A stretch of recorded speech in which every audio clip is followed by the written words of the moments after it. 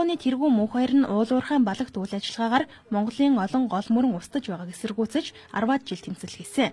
Байгаль хамгаалахад онцгой үүрэг гүйцэтгэсэн дэлхийн хүмүүст олгодог Голдманы шагналыг хүртэж явсан унган байгалийн төлөөх түүний тэмцэл сүүлдээ төрийн ордны хашаа руу тесрэг бөмбөг галц зэвсэгтээ нэвтрэх хүртлээр хурцдсан юм а.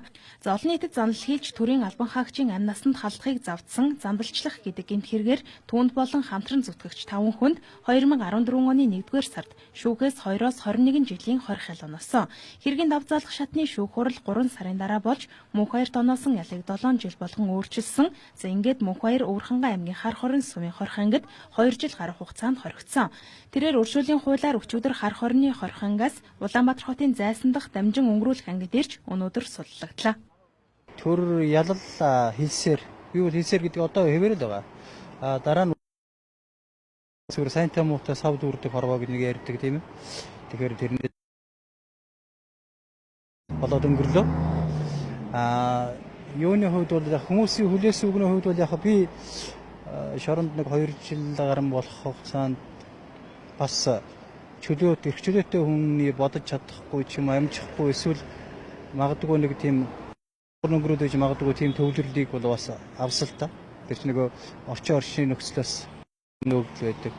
Тийм учраас ямар хариулт юм хэлбэр өнөхтэй зэрэг төөрөлдсөн Монголоо төрлөөс нь гаргана.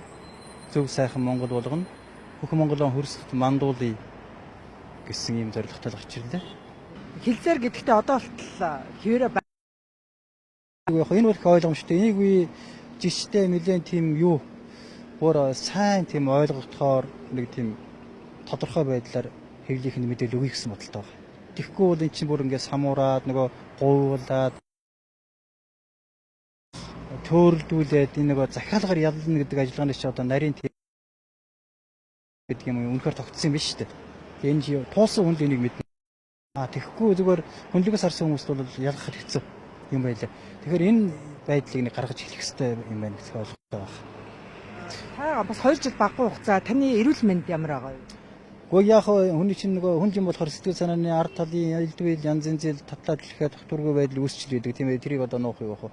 Тийм байдлаар бас би нэг жижигхэн зам зур хямрах ч юм уу тэгээд дээрхээ зүгөрлөх ч юм уу юмнууд гарсан. Тэгээ гол нь нөгөө юу юм да тэнгэр харж байгаа болохоор учиртай бас нэг учир байна. Сайхан ойлгосон хүндэлсэн байр суурь аянда хүнийг юм дээр босгоод ирд юм бэл. Тийм бөмбөг тавьсан юм уу? Юу ялаагүй тэгж хэлдэг л дээ бас орчуулгаа. Тэрийг бол тавьсан тавихтаа бол ямар ч аюулгүй байдал тавьсан.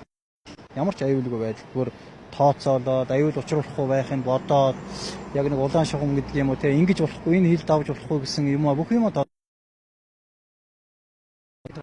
одоо нэг шүүхрд ойрхон болно нөгөө нэр төрийн нэхэмжсэн асуудлаар. Та өөрийнхөө юу? Тий өөрийн нэр төрийн нэхэмжсэн асуудлаар. Тэр шүүхрд удахгүй болох учраас одоо энэ чи юу лээ? 2-7 хоногийн дараа. Тэрээр хэрэгт холбогдохоос өмнөхөн төрсөн нутаг болох Дундгов аймгийн Сайхан овоо суманд амьдрахаар очиод байсан. За хоригдсноос нь хойш эхнэр хүүхдүүд нь суманд амьдарч байсан. Хорхоос судлагдсан тэрээр гэртээ харихаар Дундговын Сайхан овоог зорилоо.